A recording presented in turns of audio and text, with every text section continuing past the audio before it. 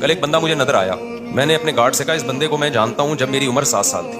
میں ان کو پورا واقعہ سنا ہے کہ یہ بندہ جو آ رہا ہے نا خراما خراما, چشمہ لگا ہوا تھا بیچارہ, ایسے ڈھیلا ڈھیلا سا چلتا ہوا, منہ لٹکا کے نا, پورے محلے میں یہ مشہور تھا ایماندار بندہ ہے, مسجد کا کام اکثر فری میں کر دیا کرتا تھا. اس نے اسٹرگل کرتے کرتے کرتے کرتے اس کی پھر شادی ہوئی, اس کے بچے ہوئے, اس نے بچوں کو پڑھایا, بیوی پہ خرچ کیا, ماسٹر کروایا بچوں کو, بچیوں کی شادی وادی بھی ایک آدھ کی میرا خیال ہے کر دی اس نے. پھر اللہ کی قدرت کے بے روزگار ہو گیا, زندگی محنت میں گزار دی.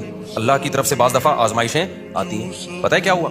وہی جو سب کے ساتھ عام طور پر آج کل ہوتا ہے. بیگم نے عدالت میں جا کے کیس کیا, مجھے اس بندے سے کھلا چاہیے. تھوڑی سی جج میں غیرت تھی. جج نے اس کی بیوی سے کہا کہ تمہارے میاں نے ساری زندگی کھلایا پلایا ہے, بچوں کو بھی پڑھا لکھا دیا, اب اگر قدرت کی طرف سے ایسا ہو گیا ہے تو اس کے ساتھ کیا کرو, سوکھی سوکھی کھا کے گزارا کر لو.